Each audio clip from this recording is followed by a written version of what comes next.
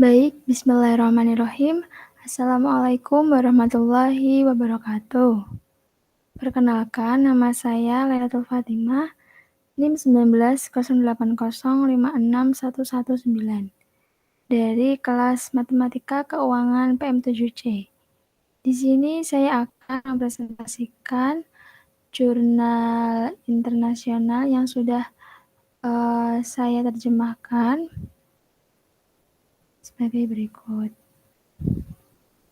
Ini ya, yang berjudul yaitu Is Adverse Selection in the Annuity Market a Big Problem dari karyanya Anthony Webb.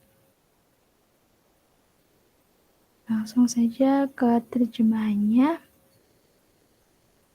Nah, yang berarti apakah seleksi yang merugikan di pasar anuitas merupakan masalah besar? Oke, kita langsung saja di pendahuluan. Sebuah anuitas memberikan individu atau rumah tangga dengan asuransi terhadap hidup jangka panjang. Sebagai ganti pembayaran premi satu kali, penanggung setuju untuk melakukan pembayaran berkala kepada tertanggung seumur hidup. Secara teori, anuitas tampak seperti produk berharga bagi banyak pensiunan, mengingat tanggal kematian yang tidak pasti. Namun, hanya sedikit orang yang membeli anuitas atau yang menggunakan anuitas. Para peneliti yang telah mempelajari teka-teki ini telah menyimpulkan bahwa anuitas tidak aktuaria secara adil atau tidak terlalu adil begitu. Yaitu bagi seseorang dengan harapan hidup rata-rata atau orang yang mempunyai kehidupan yang pas-pasan, mereka hanya memberikan pendapatan sekitar 74 hingga 85 sen untuk setiap dolar dalam pembayaran premi. Dua faktor yang membuat anuitas secara aktuaria tidak adil bagi banyak orang. Yang pertama yaitu perusahaan asuransi harus membebankan biaya yang cukup untuk menutupi biaya mereka sendiri dan mendapatkan keuntungan perusahaan. Yang kedua, orang yang membeli anuitas cenderung hidup lebih lama daripada mereka yang tidak. Orang-orang yang berumur panjang ini lebih mahal bagi perusahaan asuransi, sehingga kehadiran mereka di pasar menaikkan harga untuk semua orang. Situasi yang dikenal sebagai seleksi merugikan atau adverse annuity. Adverse selection, maksud saya adverse selection. Penelitian sebelumnya telah menyimpulkan bahwa pilihan yang merugikan tersebut mengurangi pembayaran premi sebesar 4 hingga 10 sen per dolar. Melihat pada seleksi yang merugikan dengan memeriksa hanya kelompok individu yang cenderung mempertimbangkan untuk membeli anuitas yang wajar secara aktuaria yang dikenakan pengurangan untuk administrasi perusahaan asuransi. Biaya administratif ya maksudnya. Biaya administratif. Ini menyimpulkan bahwa anuitas potensial ini cenderung hidup lebih lama daripada rata-rata orang dan dengan demikian akan menerima kesepakatan yang lebih baik dari anuitas daripada rata-rata orang. Menurut analisis ini, dampak seleksi yang merugikan pada harga anuitas hanya sekitar setengah dari perkiraan sebelumnya, atau sekitar 2 hingga 5 sen per dolar.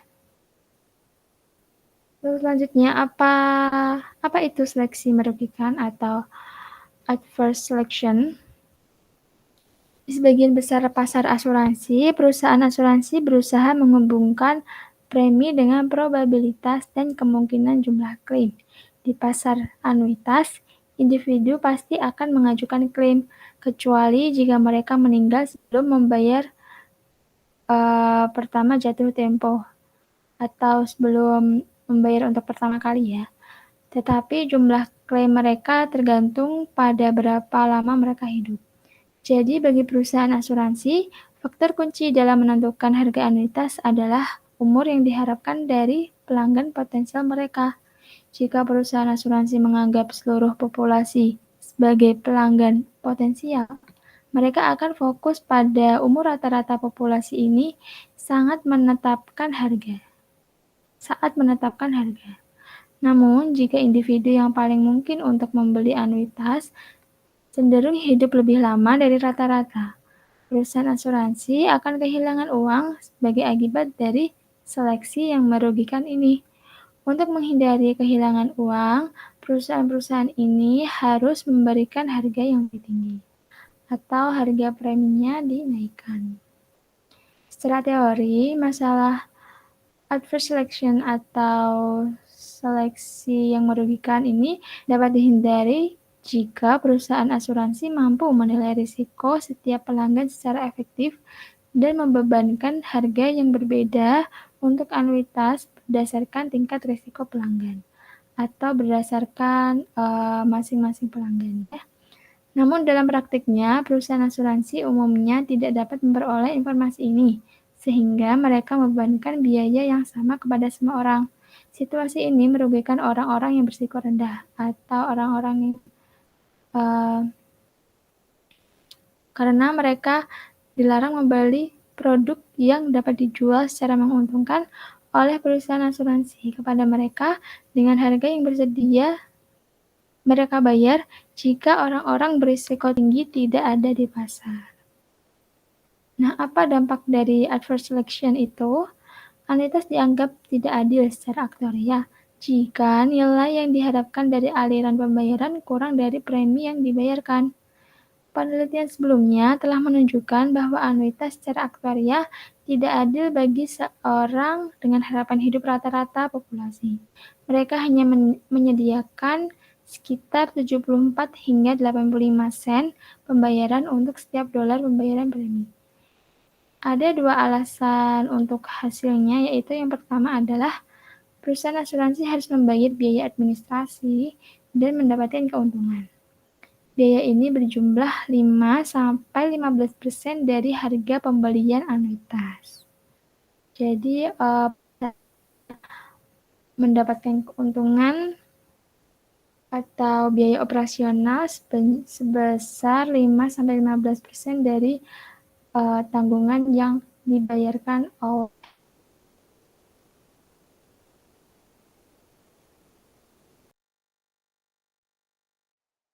Oke, yang selanjutnya yaitu alasan kedua untuk ketidakadilan aktuaria adalah adanya seleksi yang merugikan. Salah satu cara umum untuk menghitung dampak dari adverse selection adalah dengan menghitung tingkat ketidakadilan aktuaria yang dihadapi oleh populasi secara keseluruhan dan membandingkannya dengan tingkat ketidakadilan aktuaria yang dihadapi oleh orang-orang yang sebenarnya membeli anuitas. Hasilnya memberitahu Anda betapa buruknya kesepakatan yang ditawarkan oleh orang-orang dengan kematian rata-rata populasi dibandingkan dengan orang-orang yang benar-benar membeli anuitas. Satu studi menemukan bahwa perbedaan dalam nilai sekarang yang diharapkan biasanya dalam kisaran 4 hingga 10%. Nah, untuk dampak seleksi merugikan atau dampak adverse selection yang berikutnya, yaitu seleksi yang merugikan atau adverse selection hanya membebankan biaya pada orang yang berumur pendek jika mereka akan membeli anuitas. Jika tidak itu tidak relevan. Oleh karena itu, adalah berguna untuk mempertimbangkan faktor-faktor apa selain nilai uang yang dirasakan dapat mempengaruhi keputusan untuk membeli anuitas. Sebagai contoh, berbagai penelitian telah mengidentifikasi hubungan yang kuat antara kekayaan dan kematian. Rumah tangga dengan sedikit atau tanpa kekayaan finansial cenderung meninggal lebih cepat daripada sisa populasi. Tetapi, rumah tangga dengan tingkat kematian yang tinggi ini tidak akan pernah membeli anuitas berapapun harganya. Jika tidak ada alasan lain selain itu, mereka hanya memiliki sedikit atau tidak memiliki kekayaan untuk dibiayai.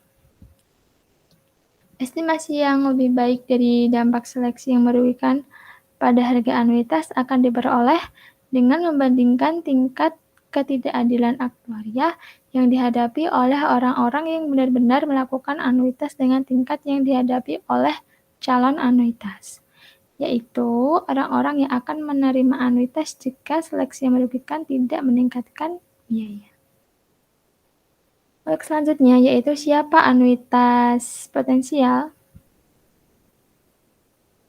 Orang-orang tidak mungkin melakukan anuitas atau asuransi jika mereka memiliki sedikit aset keuangan atau jika mereka sudah memiliki banyak kekayaan yang dianuitisasi.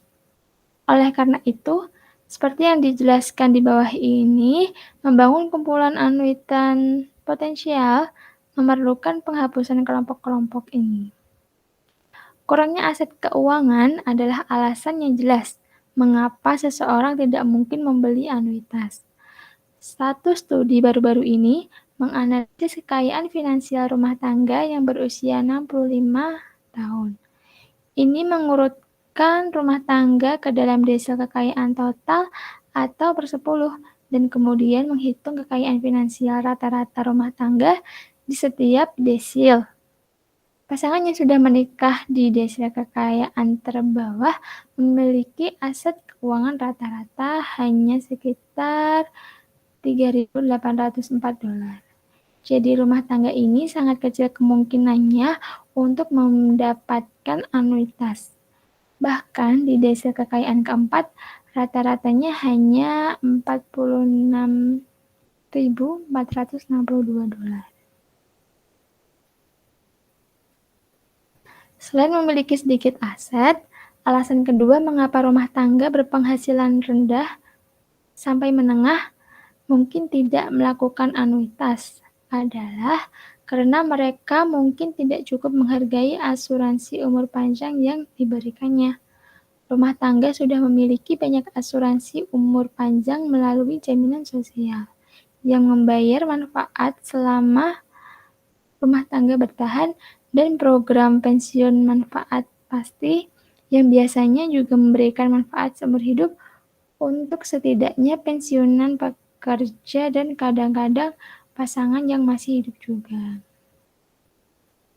Nah, dari tabel 1 itu menunjukkan untuk desil terendah, kelima, dan tertinggi provinsi kekayaan setiap rumah tangga yang telah dicairkan melalui pensiunan dan jaminan sosial.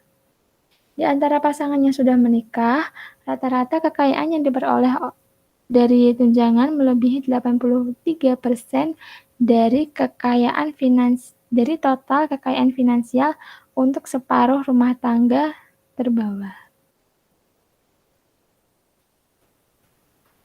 Persentase menurun saat kekayaan meningkat, tetapi masih 49% untuk desil kekayaan teratas. Angka untuk pria dan wanita lajang bahkan lebih tinggi dan menunjukkan pola yang sama. Jadi sebagian besar rumah tangga, terutama yang pas-pasan, sudah memiliki banyak asuransi umur panjang. Dan kesediaan mereka untuk membayar jumlah tambahan melalui pasar anuitas mungkin sangat terbatas. Jika rumah tangga itu akan menolak anuitas yang wajar secara aktuaria, hanya dikenakan pengurangan biaya administrasi perusahaan asuransi. Jadi, berapa terbatas kesediaan rumah tangga untuk membayar tunjangan hari tua sebenarnya? Teori ekonomi menunjukkan bahwa selain berapa banyak asuransi umur panjang yang sudah dimiliki oleh rumah tangga, nilai yang diberikan rumah tangga pada anuitas lebih lanjut tergantung pada beberapa faktor. Yang pertama yaitu toleransi risikonya. Yang kedua, keyakinannya tentang harapan hidupnya. Yang ketiga, biaya perusahaan asuransi sebagaimana tercermin dalam harga anuitas. Dan yang terakhir yaitu status perkawinan rumah tangga. Dengan memperhitungkan faktor-faktor ini, Analisis ini menemukan bahwa bahkan dengan asuransi tidak ada pilihan yang merugikan. Tingkat biaya administrasi perusahaan asuransi yang masuk akal akan menghalangi rumah tangga di 3/4 terbawah distribusi kekayaan dari annuitizing. Jadi, calon anuitas yang didefinisikan sebagai orang yang akan menerima tunjangan jika ditawari apa yang bagi mereka anuitas yang adil, dikurangi pengurangan biaya administrasi perusahaan asuransi terkonsentrasi di bagian atas distribusi kekayaan. Nah, yang selanjutnya yaitu membandingkan kejadian sebenarnya dengan potensi anuitas. Mengingat bahwa anuitan potensial mungkin memiliki kematian yang lebih rendah daripada populasi secara keseluruhan. Ukuran alternatif dari dampak seleksi yang merugikan dapat didasarkan pada tingkat kematian non-anuitan yang sama kayanya. Anuitan potensial ini memiliki kematian yang lebih tinggi daripada orang-orang yang benar-benar membeli anuitas, menunjukkan bahwa beberapa seleksi yang merugikan memang terjadi. Tetapi mereka juga memiliki angka kematian yang jauh lebih rendah daripada populasi secara keseluruhan. Akibatnya, nilai sekarang yang diharapkan dari anuitas untuk anuitas potensial akan lebih besar dari nilai sekarang yang diharapkan untuk populasi secara keseluruhan. Analisis ini menemukan bahwa seleksi yang merugikan hanya meningkatkan harga anuitas ke anuitan potensial sebesar 2 hingga 5% daripada 4 hingga 10% yang disarankan oleh penelitian sebelumnya. Mengingat dampak kecil ini, seleksi yang merugikan atau adverse selection hanya akan memiliki efek terbatas pada kemungkinan anuitan potensial akan benar-benar anuitis. Kita langsung kesimpulan aja ya. Kesimpulannya yaitu rumah tangga yang memiliki masa pensiun menghadapi dilema. Jika mereka menghabiskan kekayaan mereka terlalu cepat, mereka berisiko hidup lebih lama. Sedangkan jika mereka membelanjakannya terlalu lambat, mereka kehilangan peluang konsumsi yang berharga. Seleksi yang merugikan berpotensi menyebabkan pasar anuitas swasta berfungsi dengan buruk. Pada ekstrimnya, seseorang dapat sampai di posisi di mana setiap individu bersedia membayar lebih dari premi yang wajar secara aktuaria. Tetapi harga pasarnya sangat tinggi, sehingga tidak ada yang membeli. Kemampuan rumah tangga untuk membeli asuransi berpanjang dengan harga yang terjangkau akan sangat bergantung pada tingkat seleksi yang merugikan di pasar. Saat ini, sebagian besar rumah tangga memiliki sebagian besar kekayaan yang mereka dalam bentuk tunjangan wajib melalui jaminan sosial dan pensiun. Nilai annuitization sukarela lebih lanjut untuk sebagian besar rumah tangga juga kecil. Namun, dua faktor dapat mengubah gambaran di masa depan dengan mengurangi bagian dari anuitas wajib.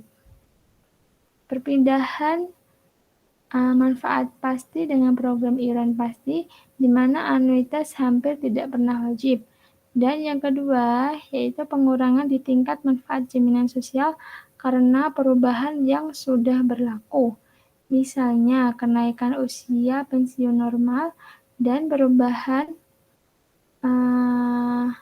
potensial untuk mengatasi kekurangan keuangan jangka panjang program. Baik, sekian dari saya penjelasan mengenai jurnal tentang apakah adverse selection atau seleksi yang merugikan adalah sebuah masalah yang besar. Ternyata tidak berdasarkan jurnal tersebut tidak terlalu bermasalah ya. Oke, sekian dari saya, kurang lebih mohon maaf. Terima kasih atas perhatiannya. Assalamualaikum warahmatullahi wabarakatuh.